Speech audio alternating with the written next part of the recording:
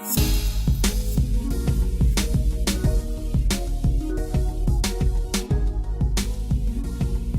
to Drawing the Owl pilot season. This is our next pilot. It is Love Letters, a tabletop RPG deep dive show centered around interesting mechanics and the way that different games do it.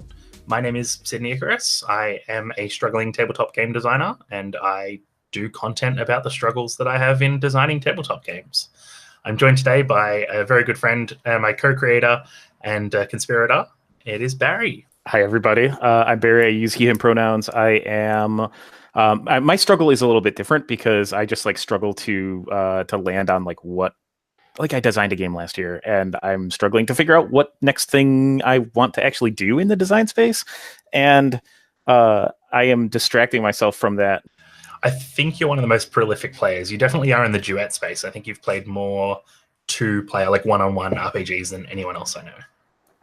I set a kind of a loose goal for myself of playing a duet a week for 2019. And as of right now, I think I'm at 15 for the year. I had a couple of weeks that I did not actually get one, but I overloaded a couple of weeks. So, and I've got things planned for the next couple of weeks. So we're through the quarter. We're through the first quarter, and I nailed it. So I'm pretty excited about that and looking forward to a lot more in that space.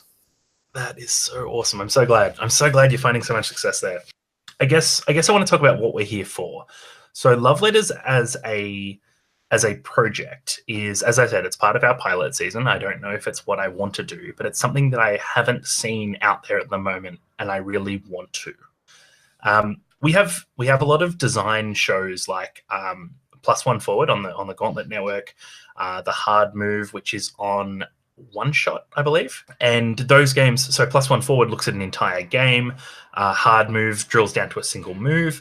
But what I want to see is a bit more cross-sectionality of it. I want to see us look not just at how a game does it, but I want to see that in comparison to how other games affect each other and how the design space evolves with different games. And so our topic today is one that you selected, Barry, and it's called teamwork. The reason why I chose teamwork is I come from a face-to-face table that has a ton of people at the table all the time. It's wonderful. I love them, and we have anytime we play literally any game, there is always the question that comes up of is there something that my character can do to help your character? It's the rule that I end up having to look up for every single thing that we end up running. I can always count on if I'm bringing any game to the table, I need to know what does it mean for a character to help another character mechanically, and I'm always really interested in how that manifests in the fiction then too. Absolutely, because what I really find interesting about teamwork, the thing that kept popping up for me, is that help is never the primary focus. It's never the stakes are never revolving around whether I can help you. It's assumed that I can help you, but then what that looks like in the resulting fiction is a result of your role, not of mine. It's not given as much weight as normal roles, and that's why teamwork is so interesting and so amazingly interesting in terms of a mechanic, right? Especially in PBTA, where we don't have a lot of different ways of interacting with the system. We kind of have the move. We've kind of broken this up into each of us have found 3 ways that we think this is done interestingly, and we've included a couple of games. The original brief was 3 games, and I think we both brought 9 games to this. So we're going to talk about 3 ways. Barry, why don't you begin us with your number 3?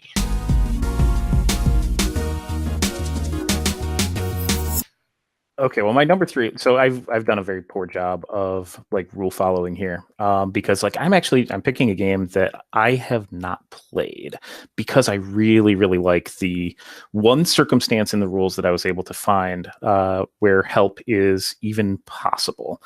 This is from the Ron Edwards game Sorcerer. So at the heart of Sorcerer is the concept of the demon and wrangling and binding and punishing a demon in order to bend its in order to bend its will to your own. But the rule that I found in here that I thought was so interesting is one about group sorcery. And I'm just gonna read from this because I think this is super cool. Sorcerer's cooperation is very effective. Binding and punishing are always one-on-one, and those are the ways that you would like command a demon to do your bidding or to turn its power against itself if it struggles with you. But there are like 4 other interactions that you can have with a demon: banishing, summoning, contacting, and containing. And those can get bonuses through helpers. One sorcerer is designated as the primary, so you have your active player in this game. They can suffer consequences. They're called humanity checks, but the helpers roll their pools of dice in the same way that the primary player does. Anytime they get successes from that, those are bonuses back to the person primarily rolling the dice. If they fail any rolls, there's no penalty for it. It says, along with the usual role-playing bonuses, this is the smartest way to increase one's sorcerer's chances, far better than messy sacrifices and dangerous drugs. It's the main reason why covens exist and why adepts take on apprentices. And I thought that this was super, super cool. Like, you alone can bind a demon to what you want it to do. You alone can punish that demon when it does not behave the way that you want it to. But that you can get help in this way, I thought was super, super interesting. I didn't see anything else about help in any of the rules. You can ask people for help to bring a demon before you, to contact it, or to help like compartmentalize it, or put it away for a while. I think that's all super cool. Interesting. I kind of want to speak to this a bit more, but I want to hear the other example you've got in this first, because it's I think talking about the two together is going to be really helpful. Sure. So the way that I was kind of categorizing this is that like help is only going to apply in like a very specific set of circumstances that's laid out by the rules. And so my example for this is Monster Hearts 2. Now, there are, of course, like a handful of ways that you can end up adding bonuses to rolls in Monster Hearts, whether that's when you spend strings in order to do it, or you get one forward from gazing into the abyss. But as far as other people assisting you with like any circumstance, the only reference that I was able to find to that isn't like playbook specific is a gang. Because a gang, when you're working with a gang, you add one to your harm rolls and you add one to your move rolls whenever it would be appropriate. Mm-hmm. You can really only get help from other people when you are specifically setting out to like make the world a worse place. And that's something I hear a lot in the Sorcerer one as well, is that like it's not help in the way that the D&D one is, which is, oh, we're a team, we're a party, we're all working together. It's kind of hierarchical. It's like, I'm the leader, you're my fucking gang. Like, you don't even get to roll dice. You just don't even fucking look me. And with the Sorcerer one, it seems as well that like control and primacy in the lead character. And I like what you say about, only being able to help people when you're setting out to make the world a worse place.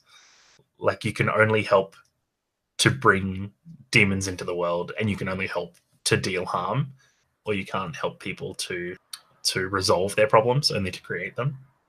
You definitely just made me want to, in the next game of Monster Hearts that I play that has like season advances involved in it, you just definitely made me want to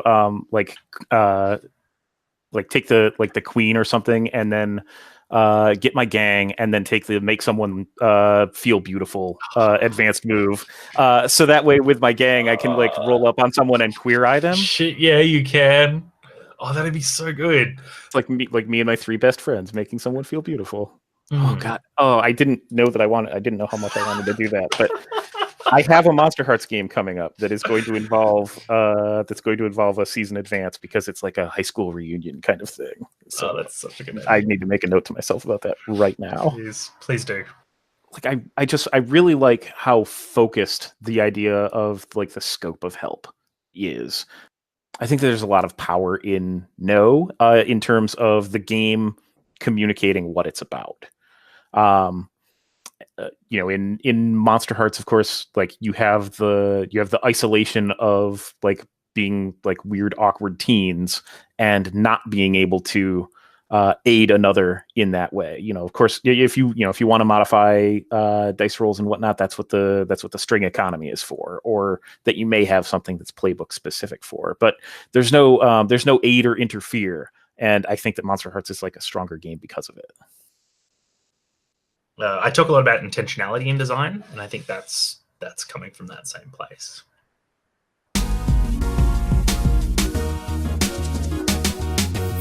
So Burning Wheel is a dice pool system. You roll a series of d6s, and if you have successes, then if you have enough successes, then you achieve the thing that you're trying to achieve.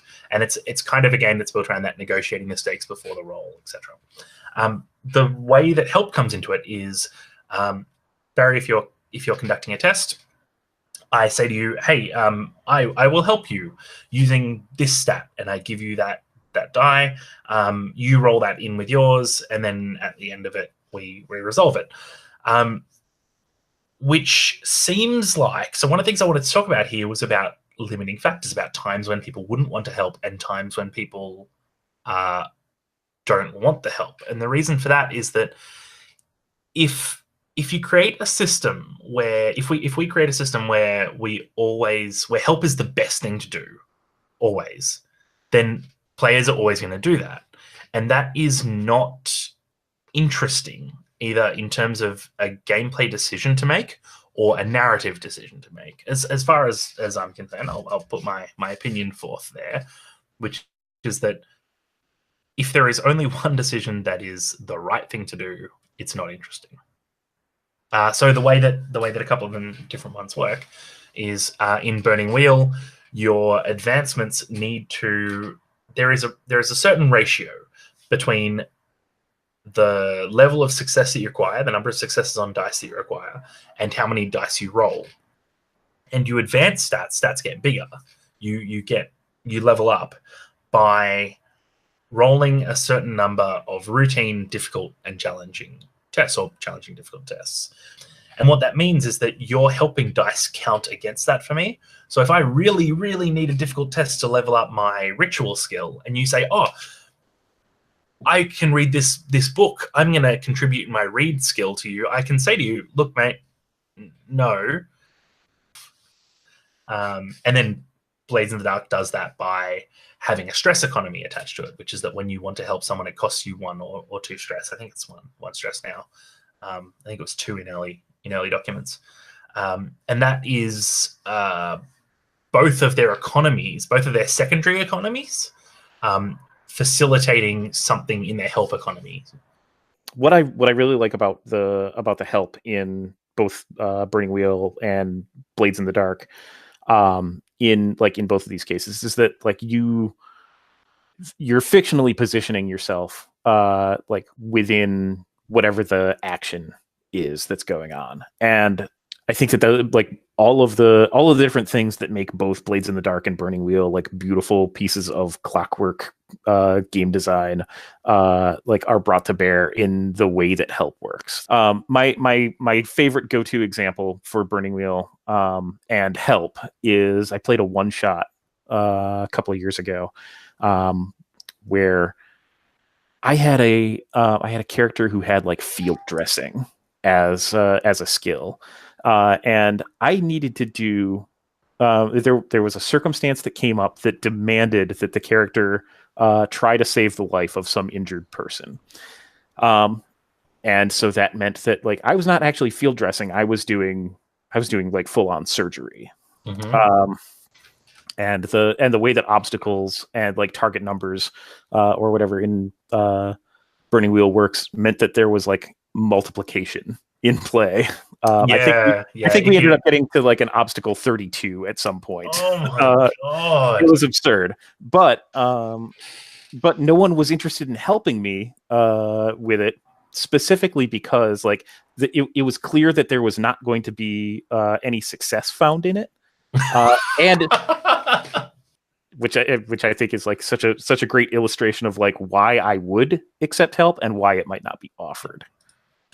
the benefits are really interesting in dice pool systems, especially because the scale is so constrained.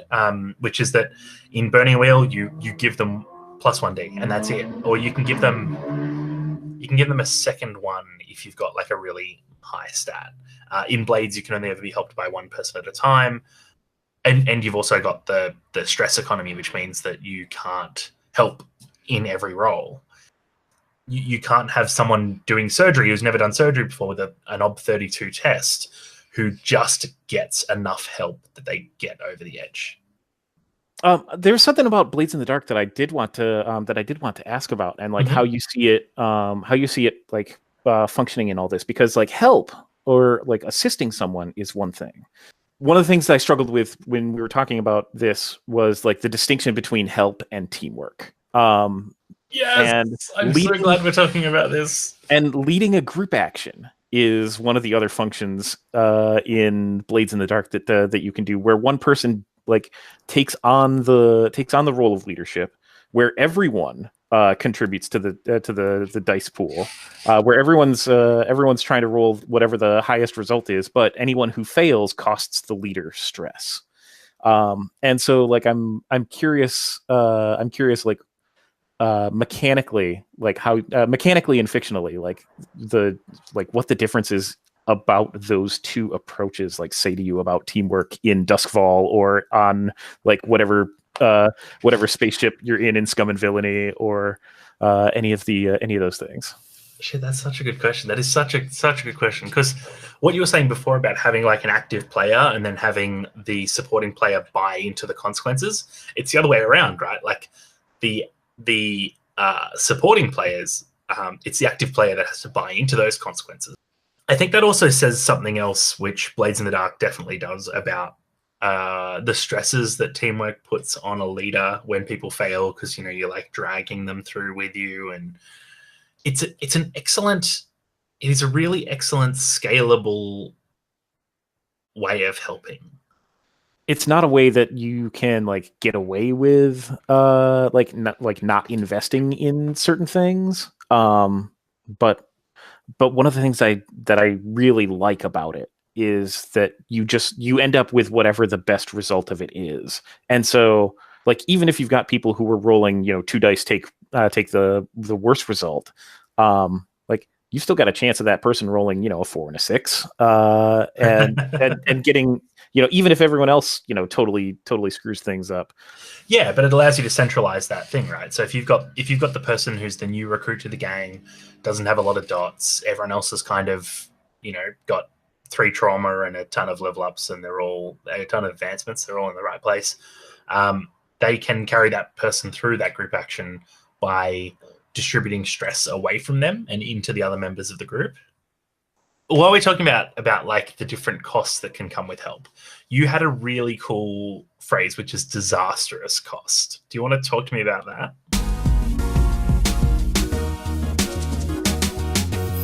I do. So for this, I'm going to talk about a game called Feng Shui 2. That was published by Atlas, 2015, I want to say.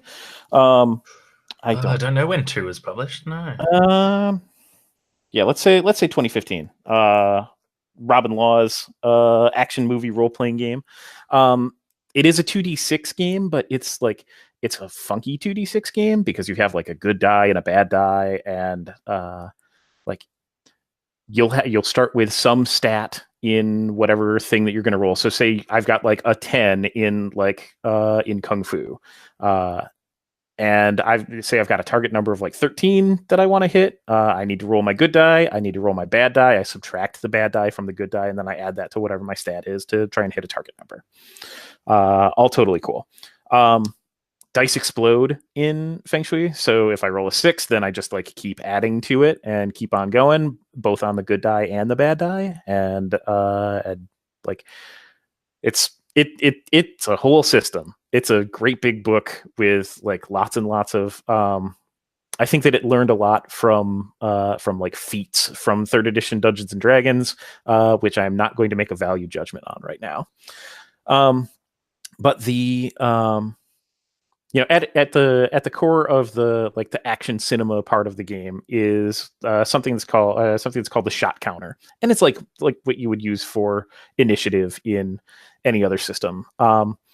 It starts at whatever I think the highest person or the person's highest speed is with an initiative roll, and then it counts down shots, and different actions take different lengths of shot.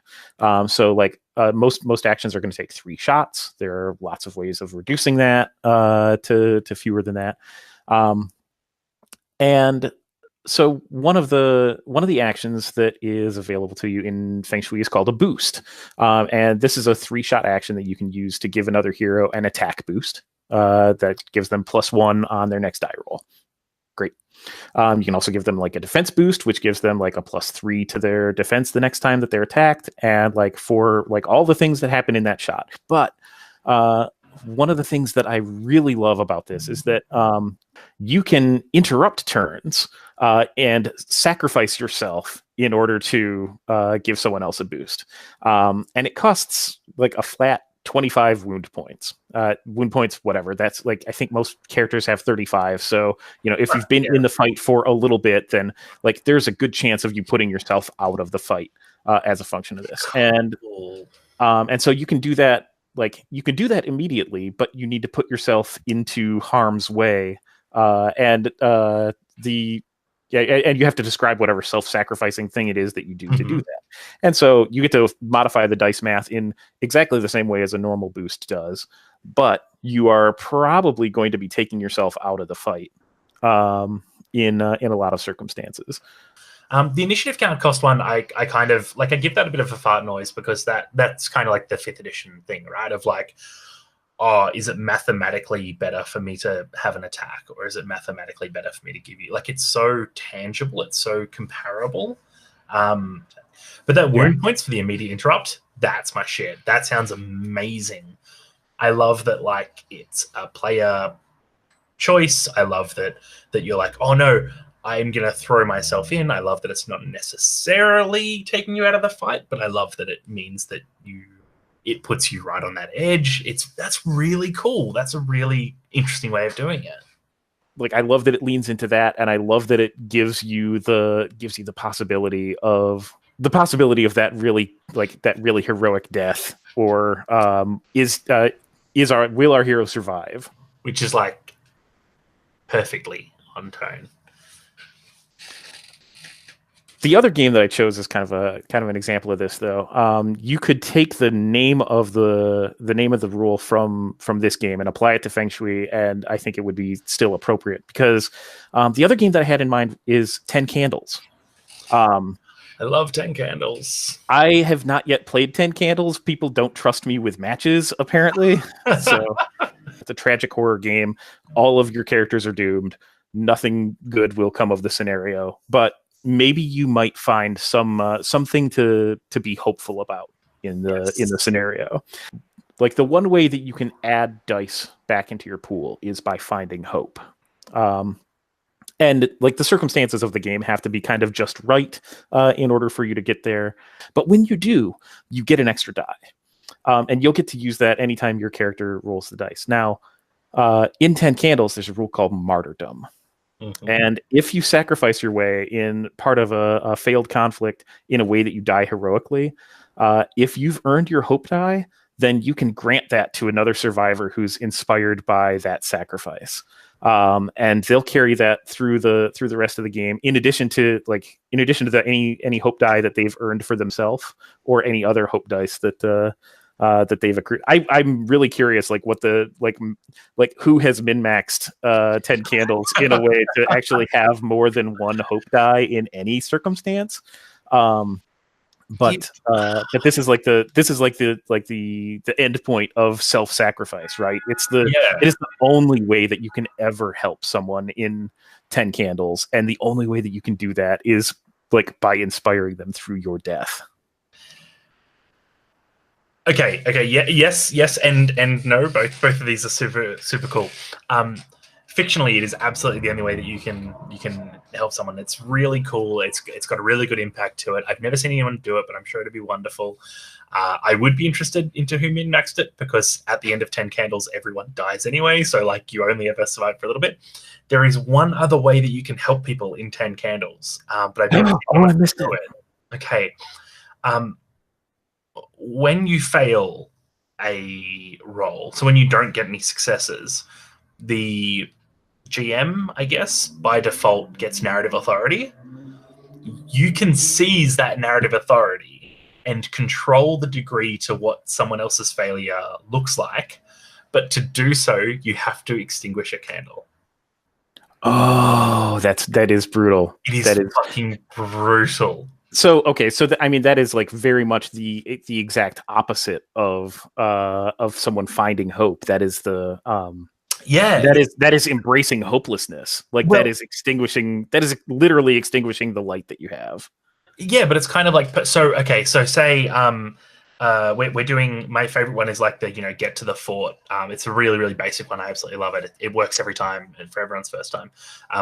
But all our characters are trying to get to the fort, and you're like the young, hot-headed kid, and you're trying to hotwire the car, and the GM says, make a roll, and you fail it. Now, the GM can say, like, well, the car doesn't work, but I know that as a player, you're really interested in that. And to be honest, I want your character to have this moment as well.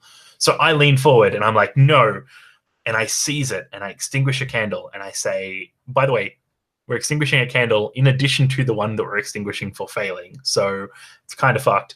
I extinguish it and I say, no, the car starts, but as we drive away, like, but consequences. We hear the scratching on the rooftop or whatever. I would still call that second candle disastrous cost, though. It is disastrous, which is why it fits so perfectly into this section that you built here. But it's a really, really cool way of doing it. And I think what I love about that as well, because you can also do it on a success. If you succeed, but you don't succeed with as many successes as the GM rolls, they also get narrative authority. You can steal it off them by dousing a candle. What I kind of like about it is that it's making you really consider the decision. And like, it's this big informed cost where you're like, shit, how much do I need this? And there's no answer to that other than whether you think you do or you don't, right? That is super cool. Yeah, it's a little bit different from like I distract the mooks in the Sparks factory. It is so different. It is, and it's so tonally different because 10 Candles is such a tonally different game.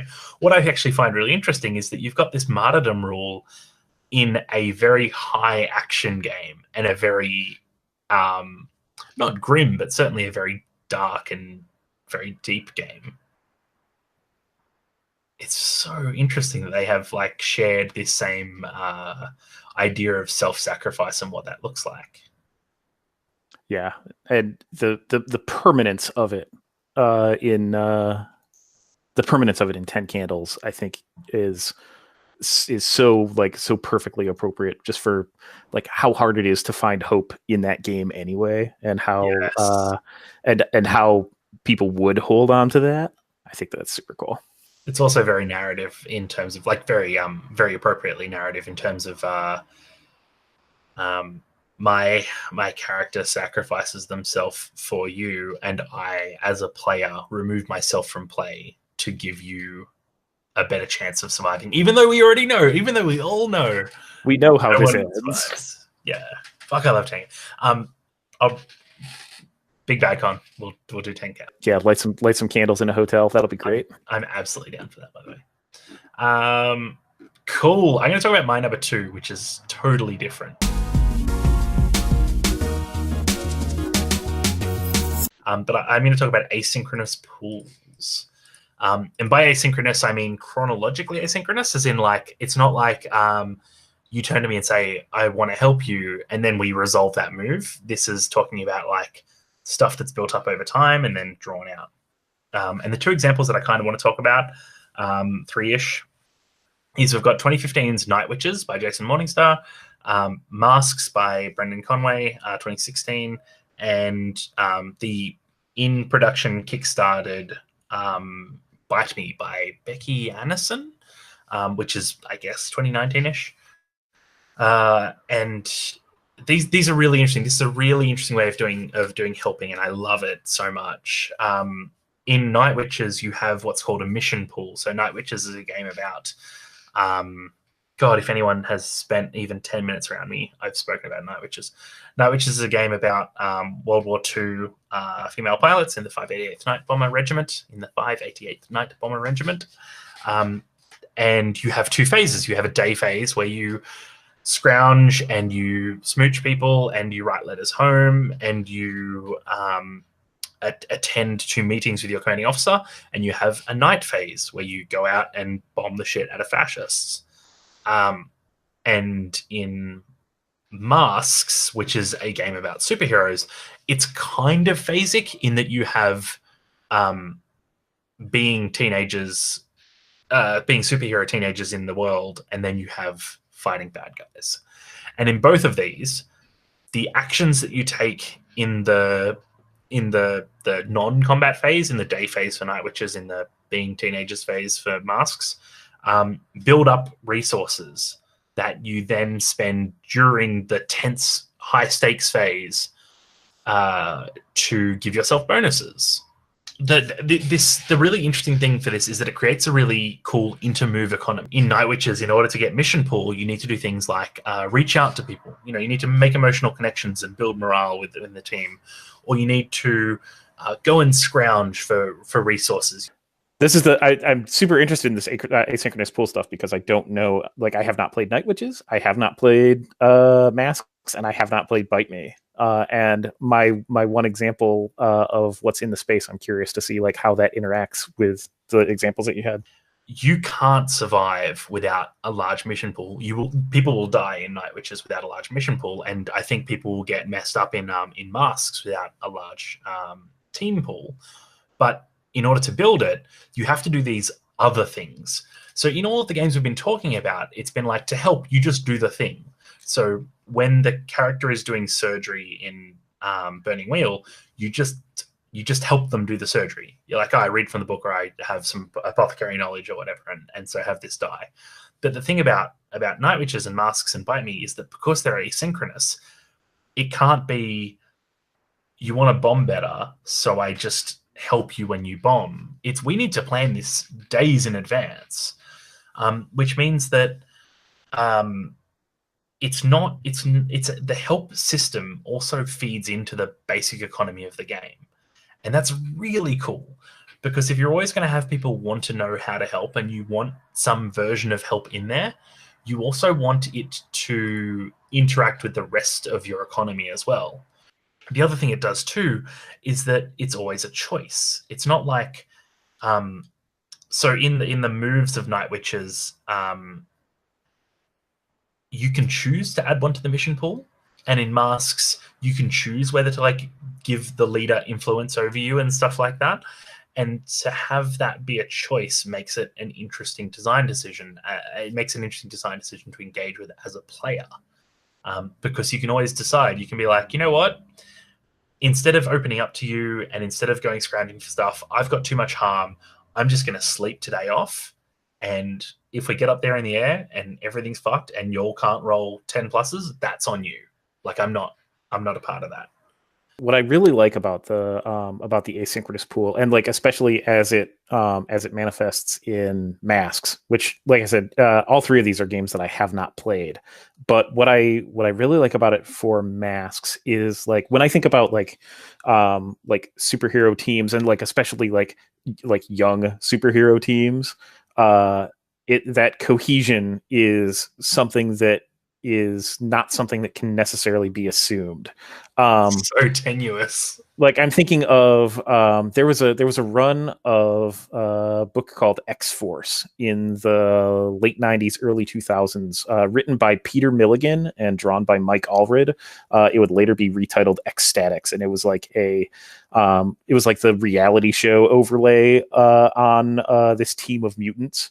All of whom were like selected for their like media friendliness and or like their like what they were bringing to the show much more than what they were bringing to the team, but also they would go on missions on this, like as this terribly dysfunctional team. And so like what I like about it from like the GM side of the table is like this is presumably a resource that the GM is fully aware of, like where that team pool is sitting at any given time.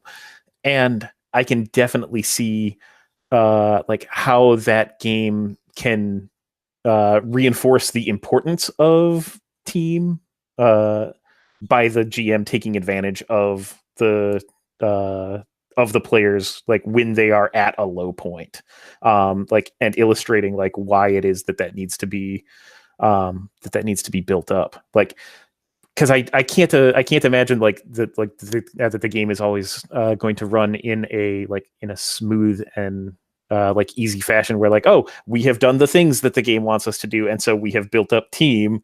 Like, it sounds like there being a choice to whether or not you want to contribute to that, whether you're not like you're buying into your leader's vision, or that you're like showing trust for each other. Like, thinking about help being assumed, like you definitely can't assume those things if we're playing teenagers in the same way that we're playing teenagers in Monster Hearts or whatever. And so I think the like just the existence of like I've got like we have a small team pool versus we have a very like full team pool, like makes so many like rich possibilities of like conflict for the team, both like directed by the GM and internally to the team. I think that's super cool. And like, oh man,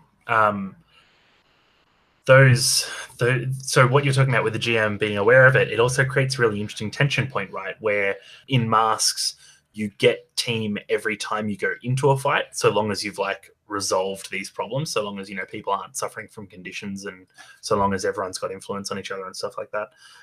With Night Witches, because it's built by moves, what that means is that as a GM, I can and I have said to people, okay, so you know, you wake up in the morning, you've got 0 mission pool.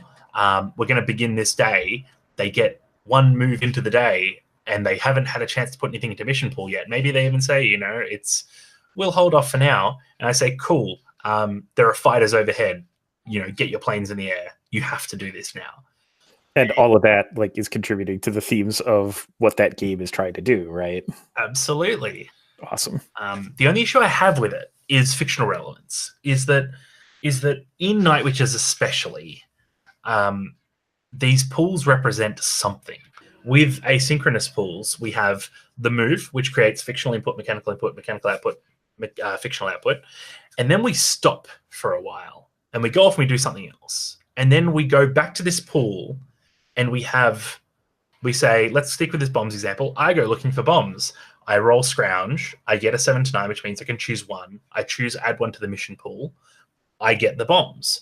But then when we're up in the air, I say to you, you know, where I'm navigating. I'm navigating to the target. I roll a 9, and I go, oh, well, I'll take 1 from the mission pool.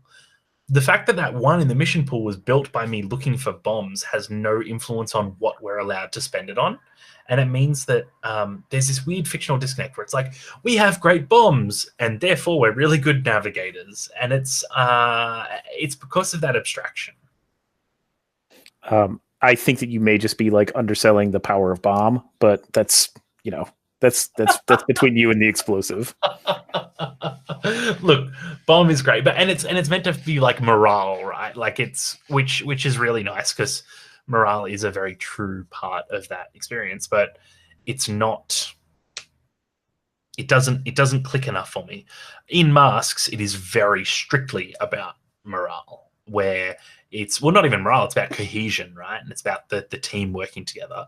And so this is the distillation of what I think I would call the difference between help and teamwork, because this is building a resource that anybody can use, and you're building up a resource that you might not be the one who needs, but someone's going to need it.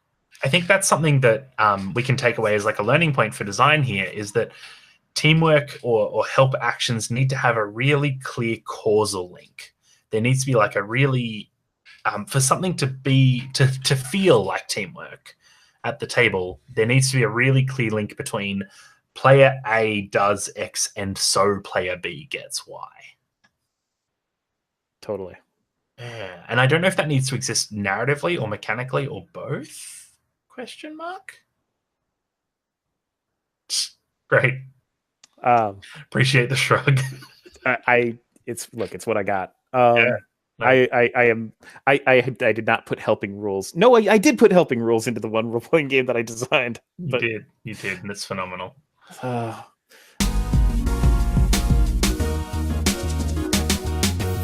Help representing the collective endeavor. Tell me about your number one.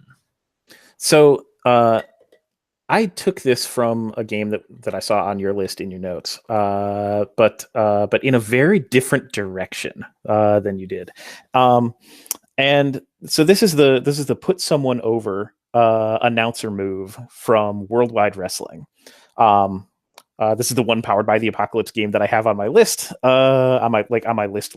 You know, we talked about Monster Hearts, but whatever. And the purpose of this move and the way that it's used is that in a game of Worldwide Wrestling, you will have some number of matches that one or more player wrestlers take part in, and these characters are going to be, you know, doing 2d6 plus some stat, and, you know, have a resource of their own called momentum that they can spend to increase the rolls from like 1 point at a time. And of course, like 6- is bad, 7 and 9 is mixed, 10+ is yay. But for every match, you take a player who doesn't have a wrestler who's involved in the match, and you get to make them the announcer for it, whether they play the wrestler that they normally play in the context of an announcer, or I ran 3 sessions of Worldwide Wrestling a little bit ago, and we did both of these. We had both like wrestlers show up in the broadcast booth to help call the match, but we also had like players take over like the NPC announcer for the match. Once per match, what the announcer can do is they can put over each player's wrestler who's in the match, and put over is like wrestling slang that means like when the announcer is describing things as like bigger or more successful or more entertaining than they might have even necessarily been, but in a way that like the viewing audience buys into. And so when you put someone over, you can take their whole success category and move it up 1 level. So a botch goes to a partial, and a partial goes to a strong. And when they do that, that just automatically occurs as they narrate it. What I really like about this as teamwork is like all of Worldwide Wrestling is, of course, like players playing characters playing characters. This is a kind of help that can't be. This isn't the same as like a tag team partner like coming in to do like a double suplex. You know, in the ring, you know, 2 people picking up 1 person over their head or whatever. This is the description of the thing that is happening in the ring. And that's really interesting, because in Worldwide Wrestling, it's never a question of like, can you do the thing? It's not you're rolling to see if you can put someone through the table. It's you're rolling to see like how the audience responds to it more than anything else. Like that's kind of the primary. Oh yeah, okay. So there's one thing I don't like about this that I want to hear from you about, because this is love letters. This is about things that we do find interesting, we do like. So I want you to sort of change my mind on this. I don't like once per match. I think that's a really artificial, endogenous sort of way of creating a restriction on someone. I don't think it really makes any sense. I don't think it links back into the narrative at all. Do you want to like? I will absolutely speak to that. And I think that the limited amount that you can get away with that, it does function as like an artificial restriction. And there's, I should say, there's nothing that stops the announcer from calling the entire match, right? From embellishing all of the different things that are happening. Like the announcer is this is a role that's meant to like keep someone who is not in the match engaged in the fiction and engaged in the storytelling. However, I don't know how much American professional wrestling you have probably ever watched. I am aware of the Attitude Era. Okay, that's fair. That's fair. So if I think about like when I have watched a match that I'm not super into, I will always try and watch the Royal Rumble. I don't watch a ton of wrestling, but if I have the chance to spend $1 or something and watch the Royal Rumble, I will totally watch the Royal Rumble. But there will always be tons of matches ahead of that I just like I don't know either of the wrestlers. I don't know any of the storylines that are going on. I'm just here to see 30 people throwing 29 people over the top rope, right? Yep. But in any of those matches, there's kind of only so much that I, as an audience member, can take of being told how awesome Roman Reigns is. Yeah, right. Or like, you know, the more reasonable and relevant example might be even when I was a kid and watching Saturday morning Slam Masters or whatever, like I knew who stunk no matter what it was that the announcers were trying to sell me on. Yeah, you right, know. right. And so it is kind of an artificial limitation, but at the same time, like it keeps the focus on what's happening. It keeps the focus on what's happening in the ring and why the people who were watching are so entertaining to watch anyway. Yeah, so there is like a stat for that. There's audience, right? As a stat, I would love to see some sort of economy that like it was a decision to purchase putting someone over, and like as you say, like you do invest in that, I guess, or you do divest the audience of that by saying to them, this is really cool, and you hype them up. But if you do that again, you use up a bit more of your audience goodwill, but it would need to be built into the economy. I don't think you could just strap on like a take -1 audience, right? Yeah, and I think the audience there are so many different like things that you track on a wrestler by wrestler basis. Like how much momentum do they have in this match? How much heat does the wrestler have with each other wrestler? Yes. How much audience does this specific wrestler have, and how much audience does the federation like in total have to determine when the federation grows and like goes from being like a regional to a national promotion or something. And so yeah, no, I think that it suffers from not being tied to an economy, but I like what it does in that like we're here telling stories about these people who are telling stories in the ring, and I do think that the one way that the announcer gets to impact that, like outside of their table getting someone power bombed through it. Yeah, the Spanish announcer's table. Yeah. I think that this one way I think is a neat way of doing it. And it's interesting teamwork because, as you say, like it's not one person helping one wrestler against the other wrestler. It's one person helping both wrestlers sell the kayfabe. Exactly. Interesting. I wonder if there's a world in which there's a version of Work the Audience where the wrestlers and the announcers can both use the same move.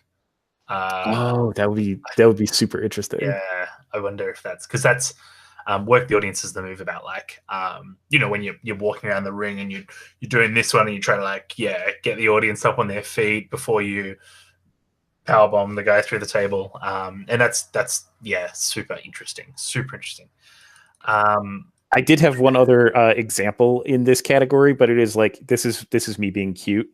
Please. There was a game. I don't know if this came out of a jam or not. This is by I I need to find the name here. And I don't have the name in front of me. Is it Kaylee Ponder? I think that's right. Oh, shame on me for not having it handy. But this is a game called the Absolute Ultimate Baking Championship, in which you get to describe beautiful and inventive food, and maybe become the absolute ultimate baking champion. And this is, I mean, it is a baking game. It is the Great British Bake Off or any of these other like similar competitions where you are going to make something delicious. It is a dice pool game. You get dice in your basket that you roll throughout rounds of competition to find out how your bake goes. And in this game, there are helping rules, which is wild to me. It's like a 2-page RPG with part of the RPG is a shortbread recipe. Yes, that's amazing. It's very good. But the help rule in this is players may add a D6 to any contestant's basket whose bake sounds mouth-wateringly delicious. Which is both like a great illustration of the frustration of television, or like televised baking shows, but also like a great, like when I've seen like the Great British Bake Off and stuff like that, like the contestants and the hosts are all like so seemingly supportive of each other, that I love the way that comes out in this game. But it's only frustrating because like as with the shows, like if I ever get to play this game, unless we are LARPing it, I am probably not going to get the chance to eat whatever it is that my fellow contestants are going to make. Oh shit! Yeah, we need to LARP this game as a bake off. That's amazing. So this is interesting because this is really similar to obviously why I've tied them together. This is really similar to the Worldwide Wrestling one in that you're giving someone a die to be successful at something kind of against you. It's like you're buying into the drama of the narrative. It's not about like I want to win. It's about that sounds delicious, and so I want to support you in that thing. Because I wrote about Worldwide Wrestling as well. Do you want to talk some more about Worldwide Wrestling? So in the spin-off game of like we just talk about games that we are deeply in love with, and you talk about Night Witches, I probably end up talking about Worldwide Wrestling. Oh, that's so good. Okay.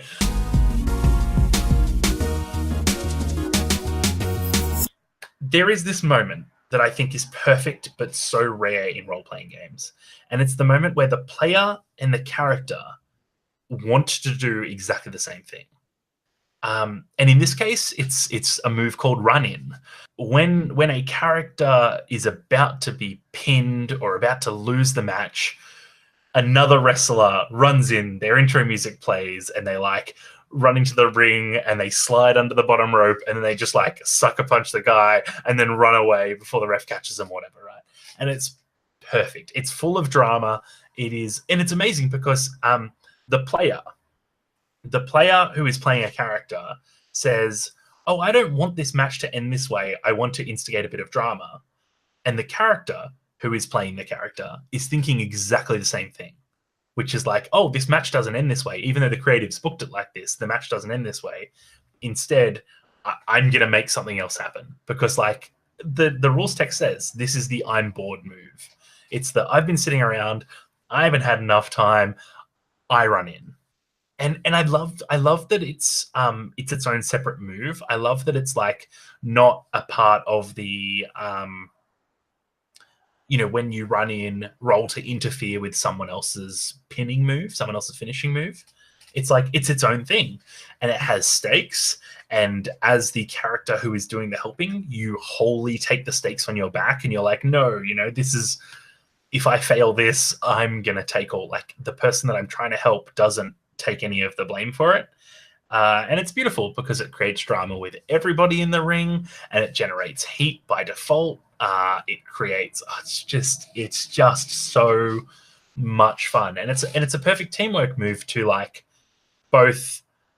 I want to stop you from getting defeated and losing your title, and also at like that kayfabe at that first tier character level, and it's also or I guess third tier character level. It's also really interesting at a player level of like, we're telling a really fun story and I want to help you to like build more drama. I want to give you a hook so that you can hate me later. And that's why I fucking love Run In. And like, it's such a good move. And I think it's perfect teamwork. What I think is like super interesting of like about this as an illustration of teamwork is like just what you said about what it says in the rules. That this is the I'm bored move. It goes on to say that this is a legitimate move to make for a player who feels like they haven't had enough screen time, and so like it is coming out and saying like this is an inherently selfish thing that you can do. Mm-hmm.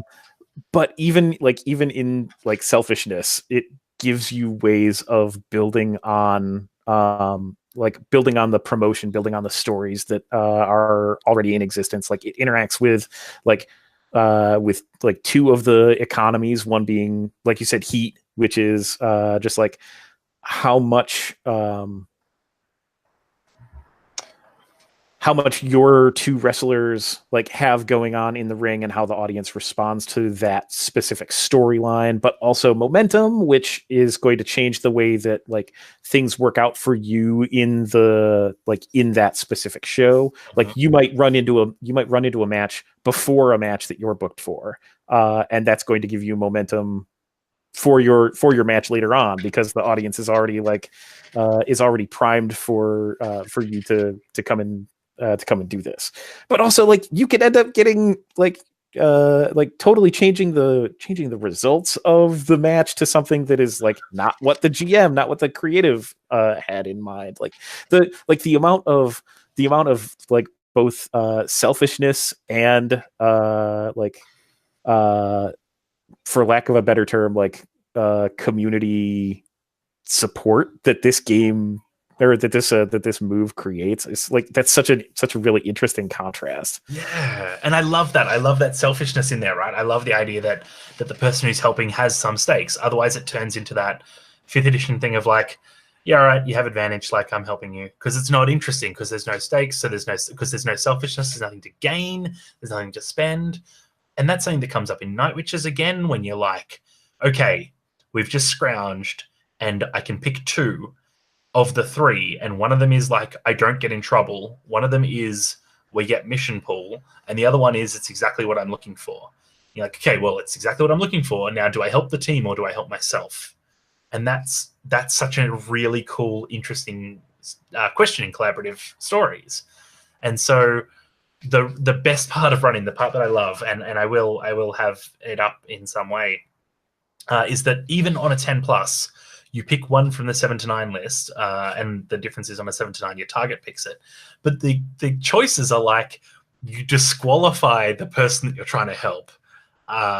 You don't interfere with with the result of the match, but you get booked with the person that you're interfering on. Or your interfering doesn't change the result, but the person you tried to help comes after you for like interfering in their business, which is like, every single one of those is perfect. None of them solves a problem. None of them at all is like, oh yeah, you have advantage, like go ahead and fix the thing. All of them just create more shit, more drama, more fun to play with. Yeah. That's not ever solving the problem is like, that's core to why wrestling like works as like a weekly or more often televised thing, right? The other version of this that I want to talk about of this kind of move, this kind of diegetic move, is the other type of Blades in the Dark action, the one that we haven't talked about. So we've spoken about help, we've spoken about group actions. There's a thing called setup actions. Now, setup actions are really interesting because the explicit result from a setup action is that you will give +1 effect or increased position, or improved position, sorry, to the next person making a move. The example they give is you're going to prowl past the bluecoats, and I am going to roll sway to distract them. And so I'm trying to improve your position. I'm trying to give you a less risky option. The benefit to this is that it's using the systems that already exist in the game, which is the same as run-in. Because we're talking fictionally, we can just use the moves that already exist, but those moves help other people. That is teamwork. that is an inherent narrative, like diegetic within the fiction teamwork, and we just pull out to the moves to engage with like to engage with how that resolves. You're making me think about Burning Wheel again, which is that is the game that I've spent the most time with reading versus the least amount of time with playing. Sounds like Burning Wheel, yeah. But we were talking about help in Burning Wheel earlier, and like linked tests are a thing in Burning Wheel too. You are 1,000% right. Absolutely, they are. Tell me about link tests. Well, I was thinking about link tests because, like with help, like you typically need to be able to help like with the same or similar kind of skills, right? But linked tests give you this kind of same opportunity of like of having the montage of how different people are contributing to this overall result that doesn't in fact involve someone who is clearly unqualified to perform surgery necessarily performing surgery, or at least not all of the people like getting their hands bloody in that specific way. It changes the stakes for each of the different chunks of it, but it does carry both like failure and success forward into those next tests. It's a way of I forget if linked test dice changed the advancement stuff. Yeah, it would, because it would change the number of dice that you roll or the ob, but either way it would affect your advancement. Yeah, it does affect the dice math, but it's going to do so in it's going to do so in a way that lets you like leverage the things that your character is good at and like has beliefs or instincts about that would tie in a way that you might not be able to do directly with help. Sorry, I just totally hijacked your no, that's perfect. That's exactly what I'm talking about, right? It's about zooming in. It's about zooming in and saying, well, instead of this being, because I think I mentioned earlier, we have an active player, we have a spotlight player, and then we have a helping player who's kind of tangential, who sits off to the side and nods and hands you a die, and that's it. With these sorts of linked tests or run-in, which is, I guess, a linked move, Blades and Burning Wheel, instead we zoom right in and we say, okay, active player, hold off for 30 seconds. Helping player, you are now the active player. Be active. Do the thing. Be a protagonist. Be a player character. And then when they're done, we say, okay, and this is the hard part of it, we say we need to resolve the independent stakes of that. And Burning Wheel does it by being like +1 or -1D or obs or whatever. Blades does it by increasing effect level, improving position, and then having independent consequences for the helping player. And Worldwide Wrestling does it by having independent consequences, interesting consequences in the move. And so it does mean that your moves need to be more robust in terms of how you help. Especially because Apocalypse World's Aid Interfere move is not. The 7 to 9 is just a lesser version of the 10+. It doesn't have any inherent consequences built into it, except for on a 6- there's a hard move. But it's difficult to hard move off help and interfere because they're not spotlight moments. And if they were spotlight moments, they would be worthy of a move in themselves. So yeah, I really like that. I really like that link testing. I really like the idea of moves that are built to be help on their own. What I really like about both the Blades one and the Burning Wheel is it's code reuse. It's applying the like the core system in a way that it just feeds back onto itself. That that doesn't. The reason why I like the way that Blades and Burning Wheel does this, that I don't like the way that it does it in Apocalypse World, is like Apocalypse World as that separate move doesn't. I don't know if that move justifies its existence. Well, I think we've pulled a lot of really interesting stuff out of this about like reusing the core system. I think is a really good one. Having it have stakes or a disastrous cost, I think is a really, really good thing to bring out. And the relevance of it, like how do you want people to be able to help? When do you want people to be able to help? What does help look like in your fiction first game? What does help look like? What does it cost? And how do players interact with it? I think are three really interesting points that came out of this, and stuff that I think we can really take forward in designing some moves. What do you feel about that? I am going to need to go back and rewatch and take good notes. Me too. Because I have a hard time writing and talking at the same time. Yeah. Oh, that's what this is for. That's what Drawing the Owl has always been about, right? It's been about figuring out things in real time. Speaking of figuring out things, we did a project that I quite like, which is that we both of us made a teamwork move, a doing things together move, and we did it based on a Pictionary prompt, which has been my latest design creativity thing. Barry, you picked the prompt sail. Was there anything that kind of jumped into your head when you saw that prompt that you were interested in? I don't remember what I chose from, but it was the one that was it functions both as a noun and a verb, which I think is great. That gives a ton of like space to design around. Granted, the two are both going to probably end up referring to more or less the same activity, but that's a-okay with me. And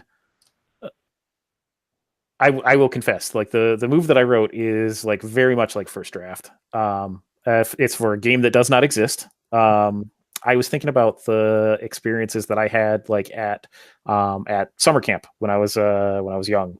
Like I was in the Boy Scouts of America, and we will not talk about that any further than I just have. Other than that, like one of the things that I super enjoyed about the summer camp that I went to is that in the aquatics area they had like half a dozen of these like small sailboats. I called the Sunfish, and they were really designed for like probably one person, but you could get away with getting two into some. Like there were a couple of them that were like explicitly large enough for two people, but these are all young people making whatever like ill-advised decisions that they are in the water and so forth. And so in the world in which I would ever write a game about like the experiences that I had at summer camp, this is the move that I would use for piloting a sunfish. Okay. Should I just read this, or are you going to put it up on the screen? Okay, I will do both, but yeah, I think reading is a great idea. Okay. When you pilot a sunfish, choose one person on the boat to roll. On a 10+, choose 3 from the list below. On a 7 to 9, choose 2. If you have exactly one other person in the boat with you, they can choose one result below, even on a 6-. And so the choices that I had on here, it has been so terribly long since I've even considered being on a boat with a sail. Like I'm not super into boating myself. Like there are a lot of boat owners in my family, and I don't know if I'm ever going to join them. I have leaned on the old chestnut of like the 2 happiest days of a boat owner's life being the day that they buy their boat and the day that they sell their boat. But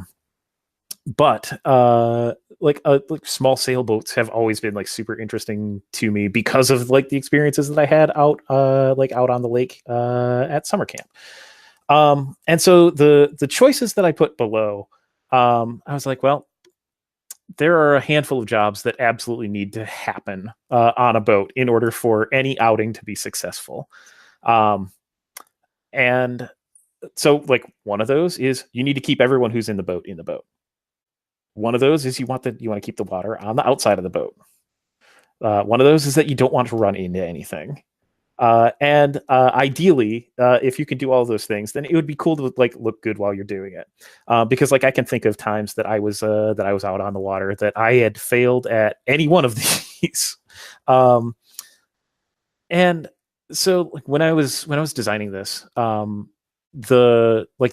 initial purpose of like the move sale was like, okay, what are the with the prompt of sale, I wanted to start with like, okay, what is it that I think that I was able to do and like internalize and whatever in like the amount of time that I got to do it, which was maybe like a few hours over the course of a week.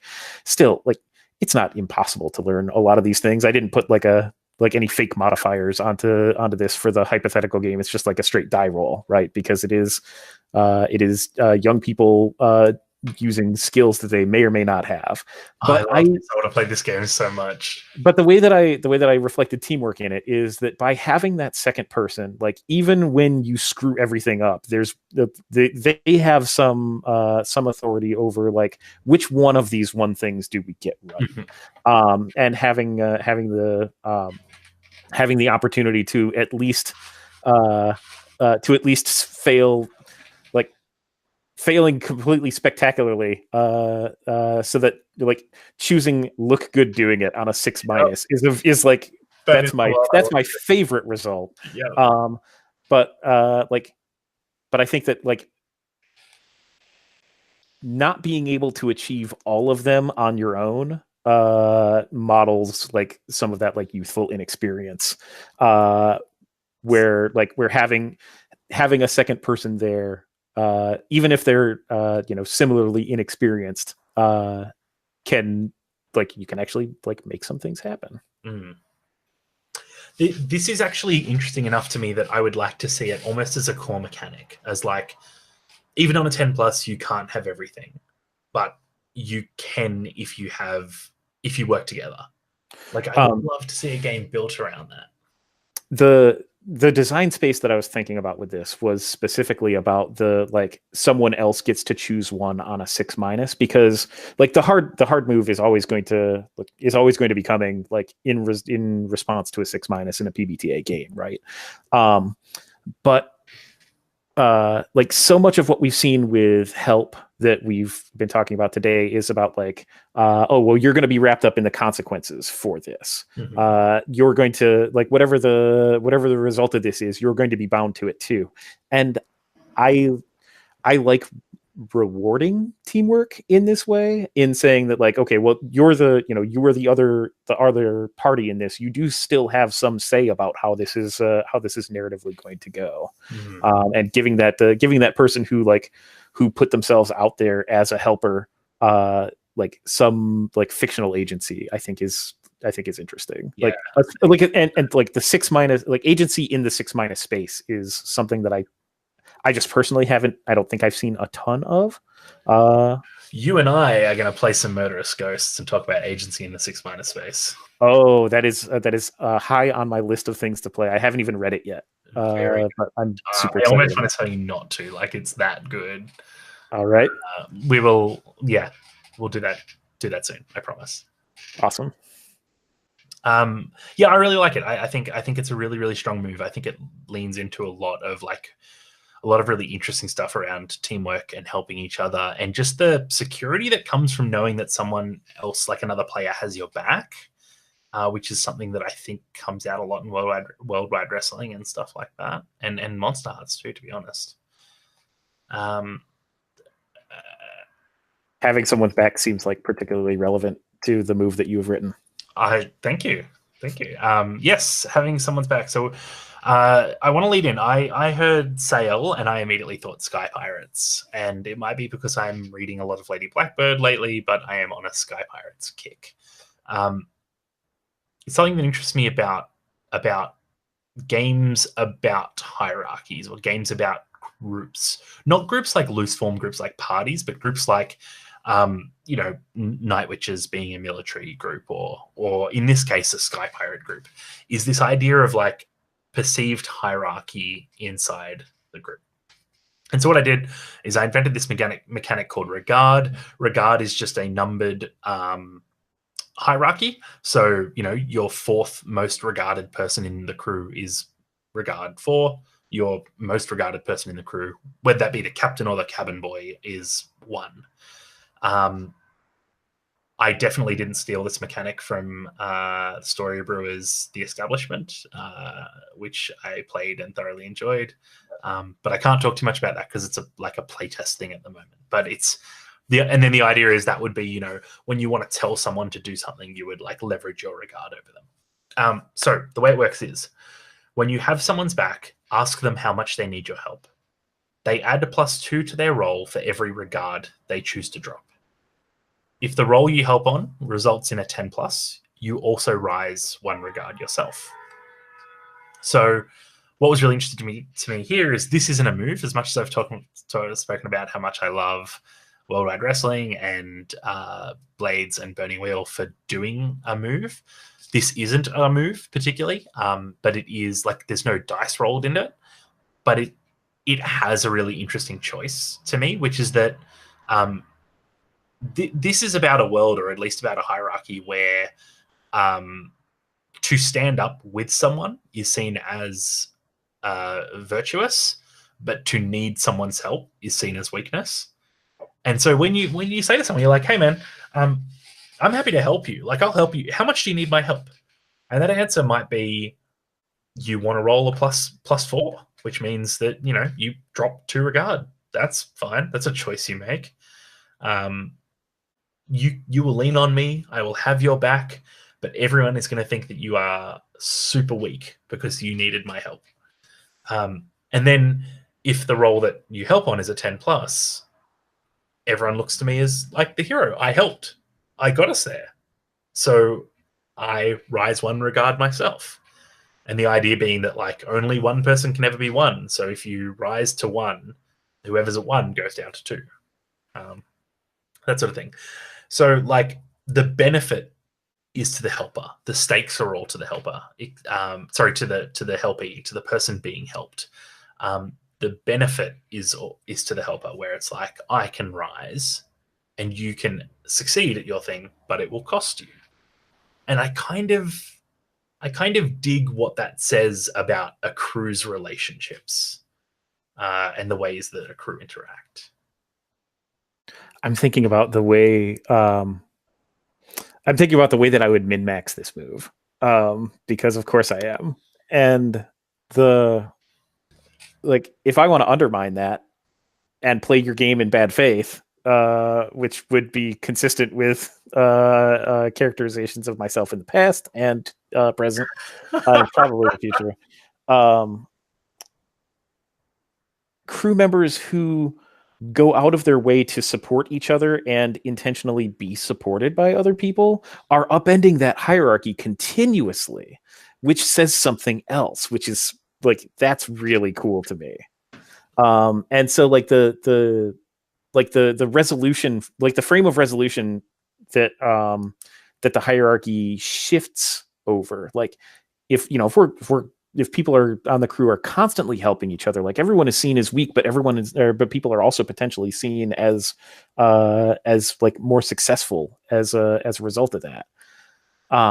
And like the amount to which I would love to undermine this system and thus like engage with it is very high. So it's really interesting you say that, because I think that a couple of moves that we've spoken about, most specifically the Worldwide Wrestling ones, both of them, Put Them Over and Run In, are both about undermining the system. And it's about, as you said, undermining the system in a way that forces you to engage with it in an interesting way. And I think that is a good design goal, to be like not afraid of people trying to min-max your system. And so, yeah, neither of those, my move certainly isn't. I think you mentioned yours is a first draft. Mine is too. It's not anything perfect. It's just interesting, and both of them have really interesting mechanics that I would like to put into a move someday. I especially love the idea of people working with you, just like letting you choose results. I think that's a really cool security blanket. I think that gives them a lot of freedom and interest, and I think mine does the same for me. Before I start to head to an outro, Barry, do you have any sort of final thoughts on teamwork or on these moves or anything we've spoken about today? Well, I like from a meta standpoint, I'm going to say this. I think that there are lots of things that can be done in like the teamwork space that really don't have to show up like on screen in a really significant way in order to turn into something, in order to turn into a successful result. Like I'm saying this like tongue in cheek because I'm looking at the Google Doc that like you pasted some notes into and I pasted some notes into, and I feel like I had a really fun discussion, and hopefully it turns into something that's really cool today. Hopefully maybe we get picked up in pilot season. I don't know.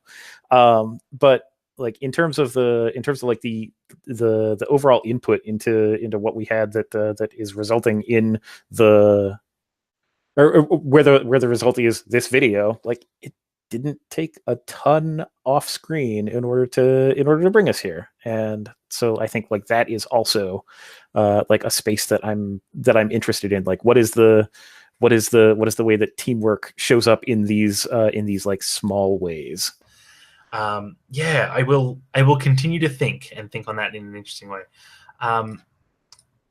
Barry, where can people find you around the internet? Because you do have very interesting design thoughts, and you have put something out there in the world. Where can people find your thoughts and your stuff? I can be found on Twitter. I'm at BC Cook. I have an itch page that has like one thing on it. That's bccook.itch.io. I'm on the Gauntlet Slack. Not a ton right now, but like I'm organizing duets and stuff through that. So if any of this is like interesting and you want to ask me fun questions in or out of character about like narrative situations, like all we have to do is schedule 2 people, which is super easy. I've got something on the Gauntlet forums at like forums.gauntlet-rpg.com about Dead Friend, and hopefully some more things soon. Excellent. Yeah, I look forward to the next stuff that you put out as well. Your Sympathy and Admiration Pacific Rim focused mech thing is like one of the best ways I've seen the drift represented in RPGs, which, considering Sad Mech Jam came out, I didn't see a lot of ways the drift was done really satisfyingly, and it was amazing to see that in yours. I would recommend people pick that up for a couple of bucks. My name is Sydney Chris. You can find me at my WordPress, or you can find me on Twitter at Action Economy. I float around mostly Gauntlet forums, and Twitter is my most heavily. That's probably the best place to catch me. I would like to thank my good friend Barry for joining us today. You are an absolute champion, and it's a joy to talk RPGs with you every second. This was a ton of fun, and my only regret is that you need to have like other guests for this in the post pilot season. I also want to put out thanks to Boxcat, box-cat.com. Wrote Inspiration, which is the theme music that we play into and out of this show with. My final thanks is to everyone who went to the effort of writing, designing, and producing one of the games that we've spoken about today.